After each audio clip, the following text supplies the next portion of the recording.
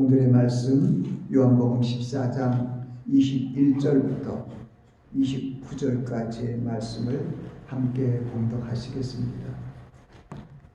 나의 계명을 가지고 지키는 자라야 나를 사랑하는 자니 나를 사랑하는 자는 내 아버지께 사랑을 받을 것이요 나도 그를 사랑하여 그에게 나를 나타내리라.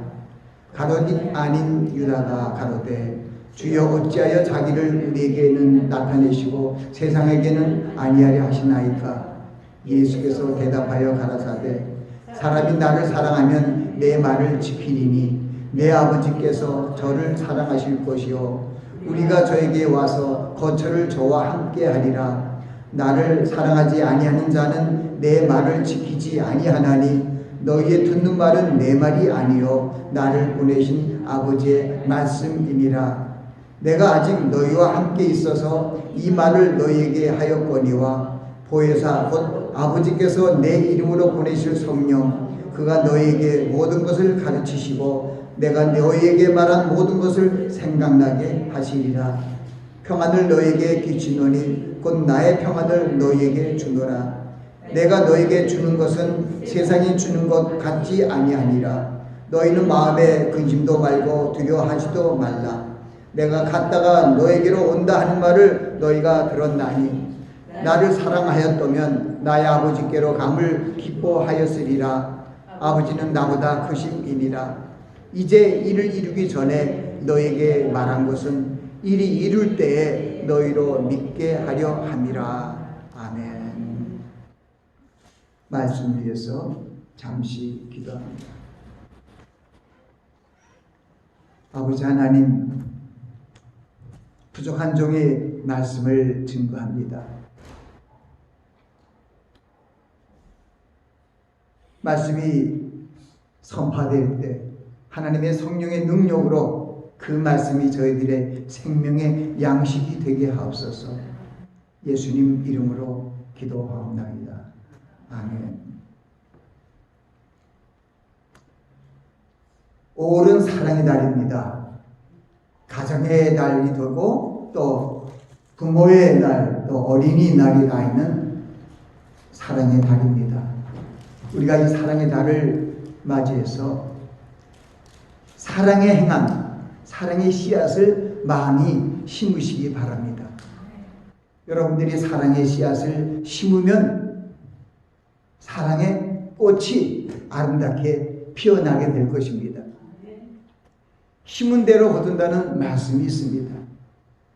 우리는 주님께서 우리에게 주신 그 말씀들을 많이 심어서 그 말씀이 풍성함으로 말미암아 하나님의 성령의 능력으로 아름다운 열매를 결실하여 아버지 하나님께 드려야 할 것입니다. 주님께서 오늘 말씀을 통하여 우리를 사랑하신 것 같이 너희도 사랑하라는 그 세 계명을 주셨습니다. 요한복음 13장 34절의 말씀입니다. 내가 너에게 세 계명을 주느니 내가 너희를 사랑한 것 같이 너희도 서로 사랑하라. 아멘.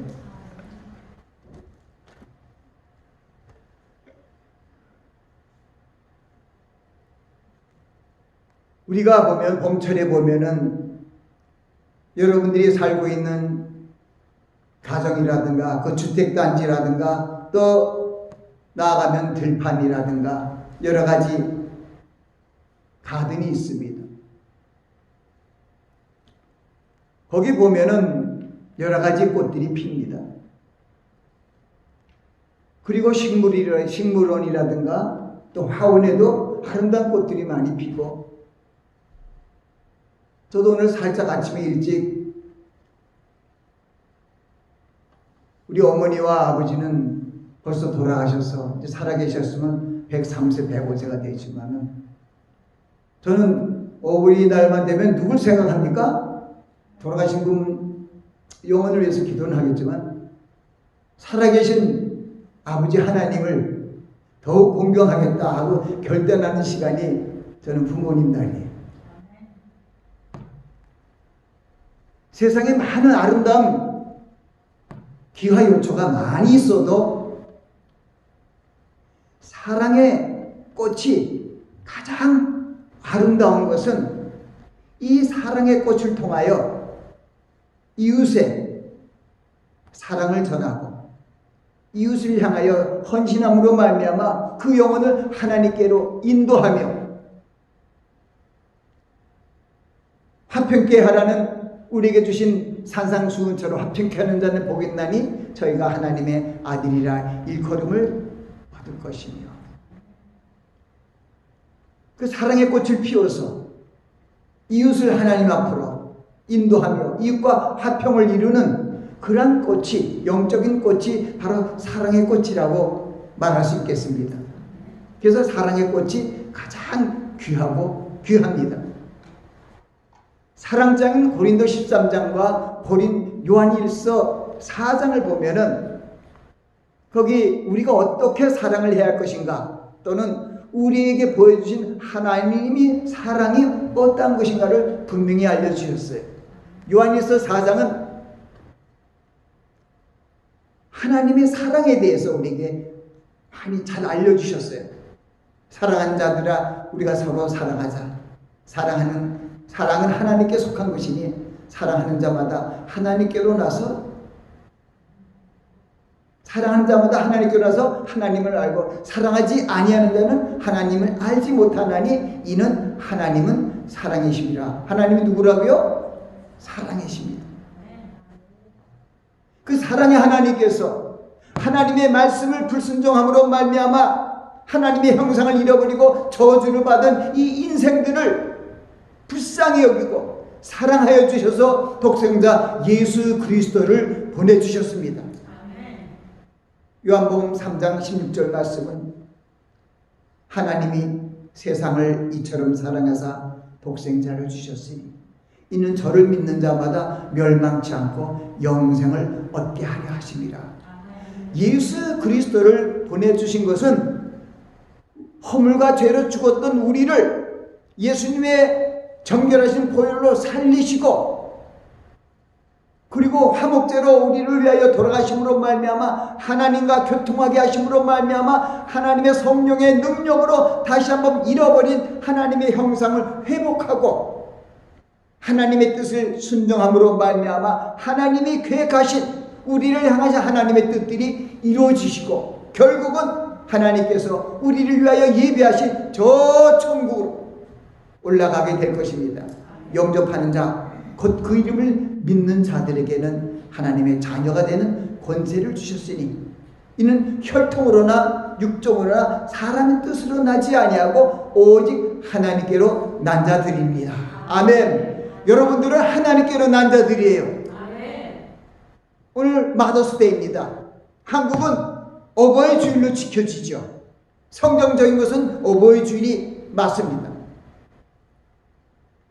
왜냐하면 어머니 한 분으로 내가 태어난 것이 아니기 때문에, 어머니 아버지 두 분의 은혜로 내가 태어난 것을 감사하기 때문에 어버이를 사랑하며 어버이 주간을 지내는 것이, 기념하는 것이 맞죠. 하나님께서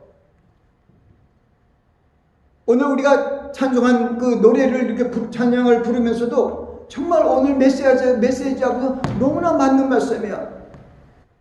그 크신 하나님을 어떻게 우리의 말로 형언할 수 있을까? 정말 우리가 볼 수 있는 우주, 이 지구촌, 그리고 이 태양계죠. 그것을 넘어서 우리가 생각할 수 있는 인간의 생각으로 감히 닿지 못하는 영원한 곳에서로부터 이 낮은 땅에 독생자 예수 그리스도를 보내주신 그 하나님의 사랑을 생각하기 원합니다. 그 하나님의 사랑은 무슨 사랑이냐 하면은 죽을 수밖에 없는 우리를 살려갖고 영원히 죽지 않는 천국으로 인도하시려는 것이 하나님의 계획이에요. 아주 간단합니다. 하나님의 가장 큰 계획은 하나님이 세상을 이처럼 사랑하사 독생자를 주셨으니, 보내셨으니 이는 저를 믿는 자마다 멸망치 않고 영생을 얻게 하려. 영생이 뭡니까? 천국, 하나님 우리의 처소인 천국으로 우리를 인도하여 영원히 함께 사시겠다는 것입니다. 그래서 예수님께서 우리에게 구원의 복음을, 그리스도의 복음을, 새 언약을 선포하시고 병든 자를 고치시고 약하고 소외된 자를 위로해 주시고 능력으로 해결하여 주시고 종래에는 우리의 죄와 허물을 위하여 십자가에 달려 돌아가셨습니다. 예수 그리스도께서 십자가에 달려 돌아가실 때 그 시대, 그 땅에 있는, 예루살렘에 있는 그 지성소의 휘장이 위로부터 아래까지 쭉 찢어졌다고 성경은 기록하고 있습니다. 그전에는 아무도 하나님의 성소에 들어갈 수 없었습니다. 성경은 하나님의 성소에 들어가면 죽게 된다고 얘기를 해서, 혹시라도 제사장이랄지라도 죄가 있으면 죽게 되니까 이 제사장이 성소로 들어갈 때는 제사장 발에다가 줄을 달아갖고, 제사장이라 할지라도 혹시나 속에 무슨 죄가 있어서 거룩한 하나님을 만나면 하나님의 징벌이, 저주가 임함으로 그 안에서 죽게 되면은 어떻게 돼요? 지성소 다 들어가면 다 죽는데, 그러니까 제사장 발목에다가 방울과 줄을 묶어서 방울쇠가 울리면 거기 다니시는구나, 조용하면 끌어내는 거예요. 혹시나. 그렇게 하나님의 지성소는 거룩한 곳으로, 하나님이 임재하는 곳으로, 조금 더 불결한 이 세상적인 것이 침범할 수 없다고 우리 구약을 통해서, 성막을 통해서 우리에게 알려주셨는데, 예수님께서 십자가에 달려 운명하실 때 그 지성소의 휘장이 위로부터 아래부터 회막이 쫙 갈라졌습니다. 그것은 무슨 얘기냐면, 휘장이 열리면 다 죽게 돼 있어요, 하나님의 기운이 나와서. 그런데 예수 그리스도께서 우리의 죄악을 사했기 때문에 문이 열려도 하나님의 기운이 이제 하나님이 밖으로 나오시게 되고, 나와도 아무도 죽지 않는 그런 주님 안에서 평강을 누리는 때가 시작된 것입니다. 그 찬송을 보면 죄범한 영혼 구하려고 그 아들 보내사 화목제로 삼으시고 죄 용서하셨네. 그리고 하나님 크신 사랑은 측량다 못하며 영원히 변치 않는 사랑 성도여 찬양하세. 우리 찬송 드리는 목적이 뭡니까? 바로 이것이에요. 우리를 살리시기 위하여 독생자 예수 그리스도를 아낌없이 보내주셔서 십자가에 달려 돌아가시고 화목제로 삼으시고 우리를 다시 하나님의 자녀로서 회복시키시고 저 천국으로 인도하시려는 그 놀라우신 영원히 변치 않는 그 하나님의 사랑을 감사하며 찬양하는 것이 우리의 찬송의 목적이기도 합니다.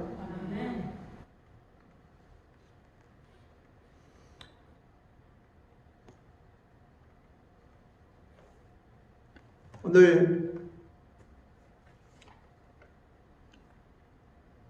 말씀을 준비하면서 저는 이 요한복음 3장 16절 말씀을 생각하면서 시편 149편 4절 말씀을 생각나게 하셨어요. 여호와께서는 자기 백성을 기뻐하시며 겸손한 자를 구원으로 아름답게 하신다. 그래서 예수님 보내셨구나. 예수님이 얼마나 낮은 자세로 십자가에 달려 돌아가셨어요. 빌립보서 2장은 예수님의 겸손에 대해서 말씀하고 있잖아요. 저희 겸손을 배우라.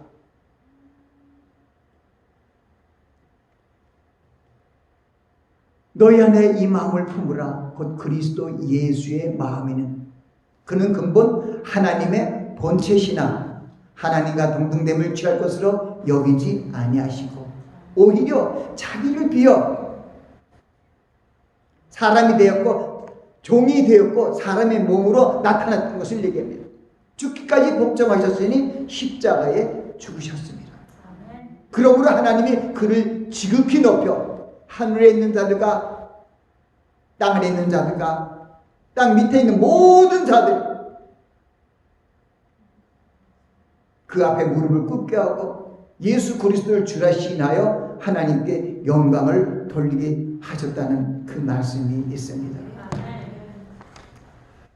저는 오늘 사랑의 날을 위해서 우리에게 주신 그 놀라우신 하나님의 사랑, 그 사랑에 대해서 예수 그리스도께서 이 땅에 오셔서 우리 인생들의 죄악을 위하여 십자가에 달려 돌아가시고 돌아가신 예수 그리스도를 3일 만에 하나님께서 살리심으로 말미암아 예수 그리스도의 그 사신 그 놀라운 생명 안에 우리도 그리스도 안에서 생명으로 새롭게 하셨은 것을 우리는 볼 수가 있습니다.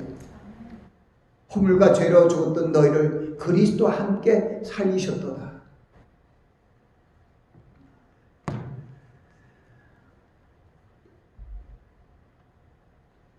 주님께서 오늘 말씀을 통하여 나의 계명을 가지고 지키는 자라야 나를 사랑하는 자니 나를 사랑하는 자는 내 아버지께 사랑을 받을 것이요. 이 말씀은 14장 21절 말씀입니다. 그리고 또한 예수께서 또 한 번 그런 말씀을 사람이 나를 사랑하면 내 말을 지키리니 내 아버지께서 저를 사랑하실 것이요 우리가 저에게 와서 거처를 저와 함께 하리라. 그러니까 오늘 저는 여기에 있는 말 예수께서 대답하여 가라사대 사람이 나를 사랑하면 내 말을 지키리니 그래서 나를 사랑하면 내 말을 지키리라 하는 그것을 오늘 설교의 주제로 삼은 것입니다. 나를 사랑하면 내 말을 지키리니 주님의 말씀을 지키리니 주님의 말씀을 지키면 어떤 일이 일어나냐 하면은 바로 하나님 아버지께서 우리를 거처로 삼아 온다는 거예요. 우리가 거기 우리예요. 보니까 우리가 저에게 와서 거처를 저와 함께 하리라. 그게 조건이 뭐예요? 주님의 말을 지키라는 거예요. 주님의 계명을 지키라는 거예요. 주님의 사랑의 계명을 지키면은 우리가 삼일째 하나님께서 우리에게로 와서 우리 함께 동거하며 우리를 구원으로 인도하시겠다는 그런 말씀입니다.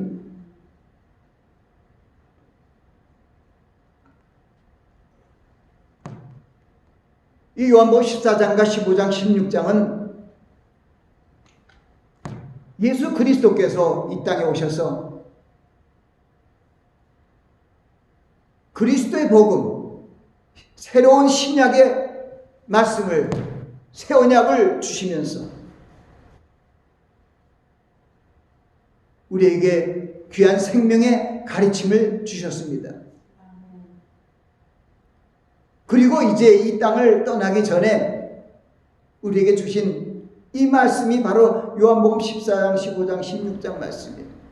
너희는 마음에 근심하지 말라. 하나님을 믿으니 나를 믿으라. 내 아버지 집에 거할 곳이 많도다. 내가 너희를 위하여 처소를 예배하러 가노니 내가 너희를 위하여 처소를 예배하면 내가 너에게로 다시 와서 너희를 내게로 영접하여 나 있는 곳에 너희도 있게 하리라. 그것이 바로 하나님께서 예수 그리스도를 보내신 최종 목적이에요. 예수 그리스도의 말씀을 믿고 예수 그리스도를 보내신 하나님 아버지께 감사하며 하나님의 사랑을 느끼며 하나님께 나아가는 자들을 하나님께서 때가 되면 부르시는 것이죠. 그래서 우리는 이 말씀을 보면은 주님께서 처소를 예배하러 가셨습니다. 내가 너희 처소를 예배하면 내가 다시 너에게로 와서 너희를 내게로 영접하여 나 있는 곳에 주님이 있는 곳 천국으로 너희를 인도하겠다 말씀하셨습니다. 그러면요 주님께서 다시 오시죠. 주님께서 재림의 이유가 뭡니까? 우리를 천국의 초소로 데려가기 위함입니다. 우리가 어떻게 천국으로 가요? 아주 우리 여기서 이 지구촌에서도 살기 힘든데 이 땅을 떠나면 다른 곳에 가면 어떻게 거기서 살아요? 근데 여기 천국은 우리가 알 수도 없는 영원한 천국으로 갈 수 있는 길은 오로지 주님입니다. 그래서 주님이 그 요한복음 14장 6절에 그렇게 말씀하셨어요. 내가 곧 길이요 진리요 생명이니 나로 멈지 않고는 아버지께로 올 자가 없다고 말씀하셨잖아요. 그러니까 주님이 오신 이는 아버지께로 데려가기 위함입니다. 그리고 하나님의 진리를 선포하기 위함입니다. 그 하나님의 생명을 전하기 위함입니다. 그래서 내가 곧 길이요 진리요 생명이라는 것은 바로 하나님 아버지께로 받은 거고, 내가 너에게 전하는 것은 내가 하는 것이 아니라 내 안에 아버지께서 말씀을 하신 것이라고 말씀하잖아요. 오늘 함께 봉독한 그 23절에 이런 말씀이 있잖아요. 예수께서 대답하여 가라사대 사람이 나를 사랑하면 내 말을 지키리니 내 아버지께서 저를 사랑하실 것이요 우리가 저와 저에게 와서 거처를 함께 하리라. 반대로 나를 사랑하지 아니하는 자는 내 말을 지키지 아니하나니 너희에게 듣는 말은 내 말이 아니요 나를 보내신 아버지의 말씀이라. 주님의 말씀이다. 하나님의 말씀. 그렇기 때문에 요한복음 5장 24절에도 그런 말씀이 있잖아요. 내가 진실로 너에게 이르노니 내 말을 듣고 나를 보내신 이를 믿는 자는 영생을 얻었고 심판에 이르지 아니하나니. 심판이 이르지 않습니다. 사망에서 생명으로 옮겼느니라. 심판이 이르지 않는다는 것은 우리 7년 환난 이런 걸 환난을 통해서 우리는 천국까지 않는다는 거예요. 그것을 왜 얘기하냐면은 많은 교회들이 지금 잘못 신약을 배워갖고 70% 80% 교회들이 환난을 겪어야 천국 간다는 이런 얘기를 하고 있기 때문입니다. 근데 주님께서 바로 구세주이신 생명의 주님께서 하신 고별하시기 전에 하신 이 말씀들은 우리에게 명심하라는 말씀이에요. 내가 너희를 위하여 처소를 예배하러 가노니 내가 너를 위하여 처소를 예비하면 내가 다시 너에게로 와서 너를 내게로 영접하여 나 있는 천국에 내가 데려가겠다. 아멘. 우리가 찬송을 하더라고. 하나님의 나팔소리 천지전동할 때 구름 타 올라간다는 그런 말 찬송을 세게 하는데 실질적으로는 안 믿더라고요. 그 데살로니가 4장 16절, 17절, 18절에 있는 말씀은 분명히 그 말씀을 또한 얘기하고 있는 거예요. 바울 사도를 통해서. 주께서 호령과 천사장의 소리가 하나님의 나팔로 하늘로 쫓아 치니 강림하시리니 그리스도 안에 죽은 자들이 먼저 일어나고 살아남은 우리도 저희와 함께 구름 속으로 끌어올려 공중에서 주를 영접게 하니 그리하여 우리가 항상 주와 함께 있으리라. 아멘. 오늘 말씀과 마찬가지예요. 나를 사랑하면 내 아버지께서 저를 사랑하실 것이요 우리가 저에게로 와서 거처를 함께 하리라. 그러면 성령님께서 여러분 안에 임재하는 것을 믿습니까?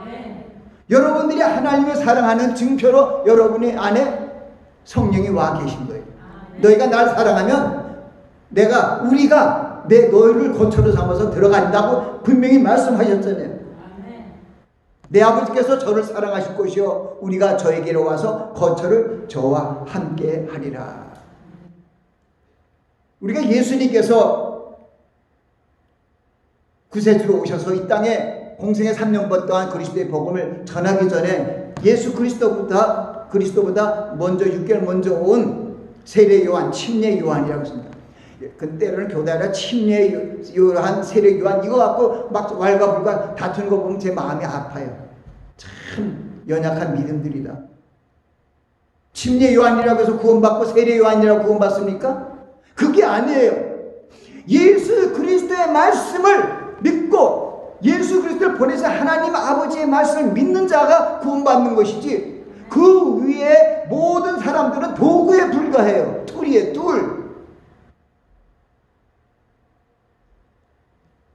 하나님의 나라는 여기 있다 저기 있다 하지 말라니 하나님이 내 안에 있다 그러잖아요. 성령 안에서 의와 평강과 희락이라 그러잖아요. 성령님이 여러분과 함께 하시고 말씀 안에서 주님과 동행하시는 거기가 바로 내 자신이 하나님의 성전이고 천국인 것이죠. 심령이 가난한 자는 복이 있나니 천국이 저일 것이며.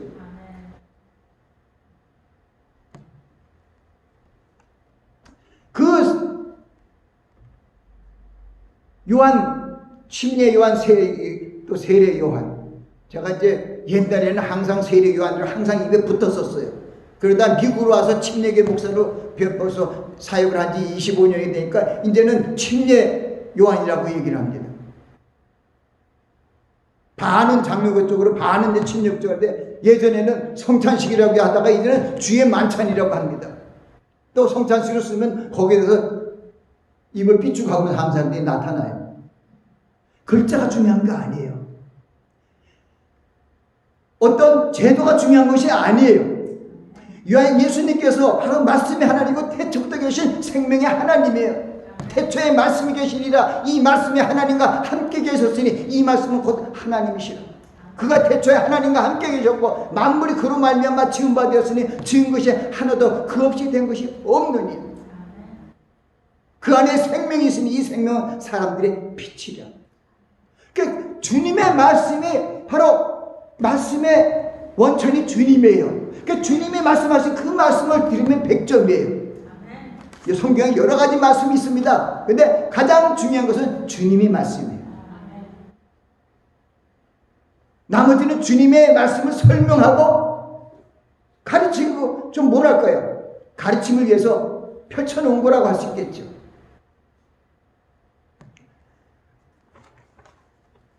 바로 세례 요한, 침례 요한이 와서 얘기한다. 바로 자기가 메시아 그리스도에 먼저 왔고 그리스도가 메시아가 오시면은 그가 불과 성령으로 세례를 베푼다고 얘기를 합니다. 그러면서 얘기하는 것이 3장 12절 봤어요. 손에 키를 들고 자기 타작마당을 정하게 하사 알곡은 모아 곳간에 들이고 쭉정이는 꺼지지 않는 불에 태우시리라. 주님이 오시면 그렇게 한다는. 근데 이것은 바로 율법의 선지자의 마지막이 바로 누구냐 하면은 이 세례 요한이, 침례 요한이. 이것을 잘못 해석하면은 어떻게 되냐 하면은 이것은 하나님의 말씀을 불성해서 지금도 예수 그리스도를 구세주로 받아들이지 못하고 인류 역사가 마감되는 이 순간까지도 주님이 받아들이지 못한 그 이스라엘에 하나님께서 에스겔 37장 말씀 통해서 얘기하잖아요. 이 마른 뼈들, 죽어있는 마른 뼈들, 이런 건 이스라엘 군대라는 거예요. 저희들이 뭐라 하냐, 우리는 멸절되고 우리의 소망이 없어졌다는 거예요. 그런데 생기의 역사가 불어와서 내가 너희 무덤을 열고 너희를 무덤에서 꺼내서 이 예루살렘으로 돌아가게 하라. 내가 너희를 고토로 돌아가게 하리라. 에스겔서 37장에서 있는 그런 말씀들이 있습니다. 그 말씀이 때로는 상징적으로 드렸는데 그것이 아니라 2000년이 지난 다음에 1948년 5월 14일에 이스라엘 독립됨으로 말미암아 그때까지 그것을 상징적으로 잘못 해석했던 신학자들이 모두가 다 틀렸죠. 말씀이 성취된 거죠. 말씀이 이루어진 거죠. 어제나 오늘이나 영원토록 동일한 말씀, 그 말씀은 이루어집니다. 율법에 대해서 여러 가지 얘기하는 말씀도 있지만 마태복음 5장 18절 말씀을 통해서 주님 말씀의 하나님께서 직접 얘기해요. 내가 진실로 너에게 이르노니. 천지가 없어지기 전에는 율법의 1.1획도 없어지지 않냐고 다 이루리라. 그 뒤에 있냐면 그래서 율법의 지극히 작은 거라도 그렇게 작다고 가르치고 무시하는 자들을 하나님께서 상급을 주지 않는다. 그런 말씀이 거기 있어요.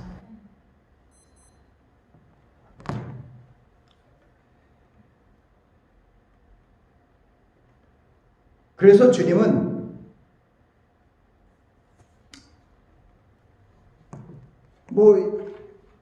침례 요한처럼 회개하라 천국이 가까웠다. 그 말씀을 주님도 첫 번째 공생애를 시작하는 첫 번째 말씀이 회개하라 천국이 가까웠느니라. 그것은 무슨 냐 회개하지 아니하는 심령에 천국이 임하지 않는다는 뜻입니다. 회개하지 아니하면 천국에 올라갈 수 없다는 얘기입니다. 아까 시편 149편 4절과 마찬가지예요. 여호와께서는 자기 백성을 기뻐하십니다. 그러나 겸손한 자를 구원으로 아름답게 하시는 거예요. 그래서 성령을 우리에게 보내주신 목적도 우리를 온전히 구원하시기 위한 하나님의 계획을 이루시기 위하여 우리 안에 와 계신 것입니다.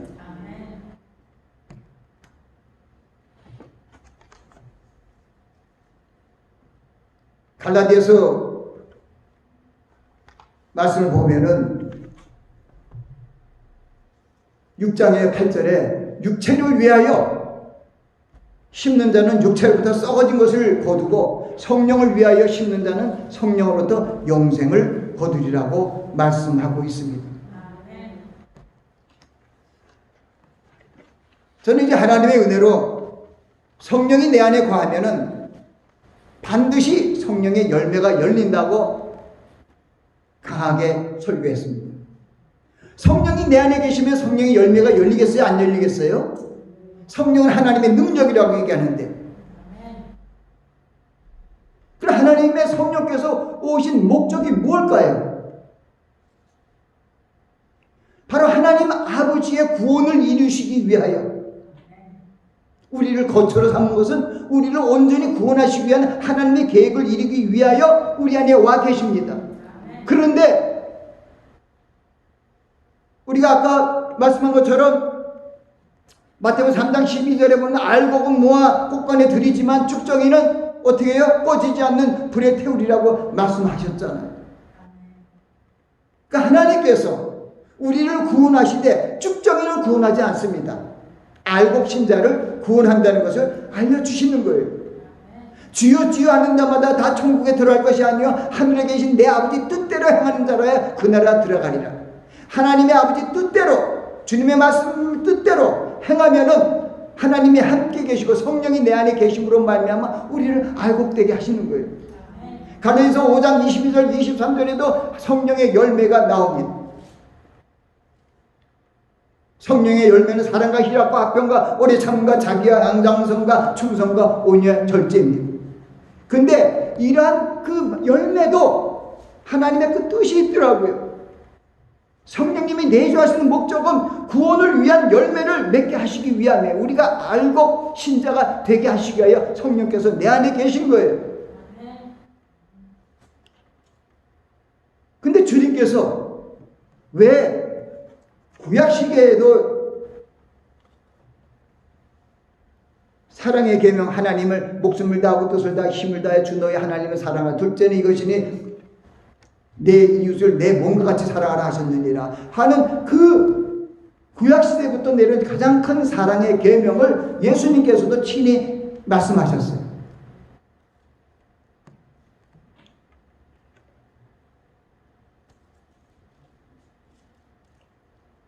제가 오늘 이 사랑의 메시지를 하면서 여러 가지 이렇게 많은 원고도 만들었는데 시간이 부족하지만 가장 중요한 것은 하나님께서 우리를 구원하시기 위하여 주여 주여 하는 자마다 다 천국에 들어가는 것이 아니라 하나님의 뜻대로 행하는 자야 들어가기 때문에 하나님의 뜻을 행하게 하시기 위하여 성령께서 내주하시는 겁니다.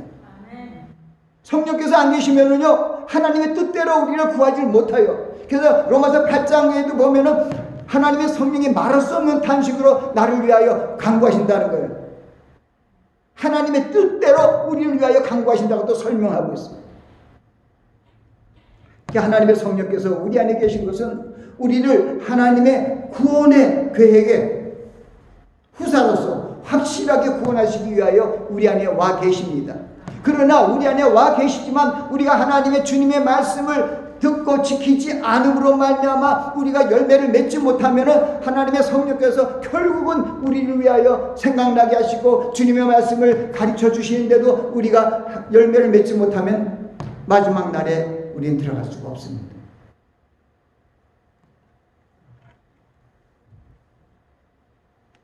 여러분, 성령의 열매가 9가지가 있는데 첫 번째가 뭐죠?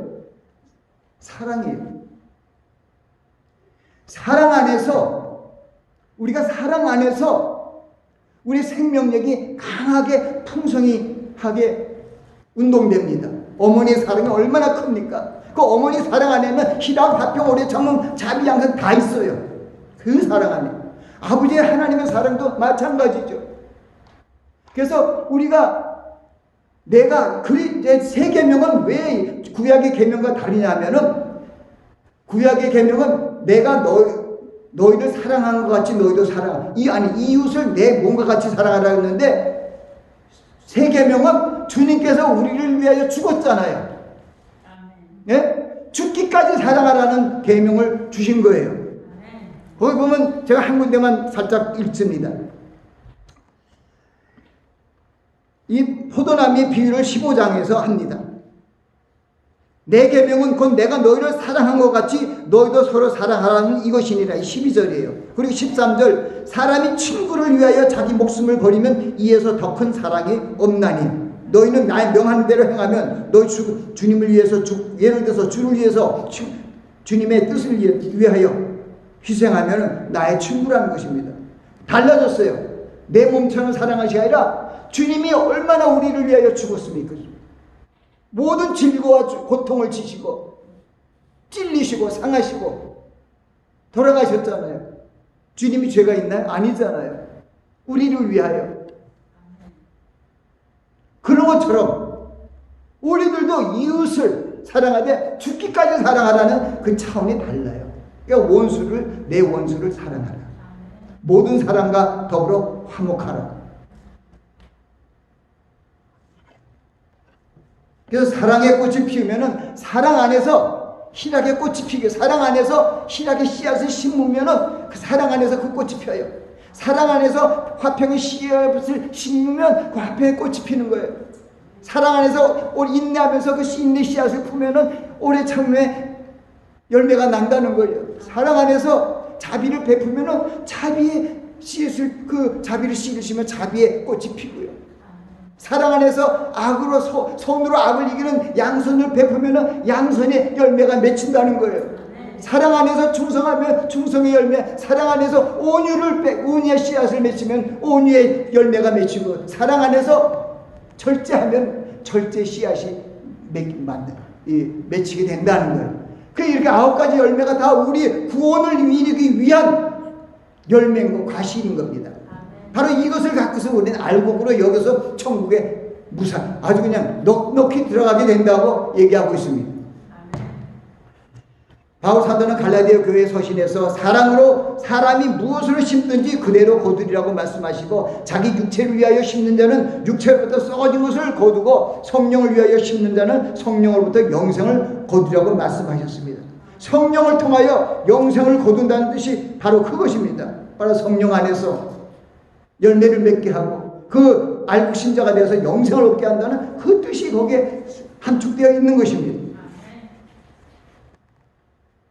바울 사도가 고린도 교회에 주신 말씀 속에서 2절 9절이죠. 기록된 바 하나님이 자기를 사랑한 자를 위하여 예비하신 모든 것을 눈으로 보지 못하고 귀로도 듣지 못하고 사람의 마음으로 생각하지 못한가 같으니라. 오직 하나님의 성령으로 이것을 보시서 성령은 하나님의 기쁜 것 모든 것이라도 통달하시리라고 말씀하셨어요.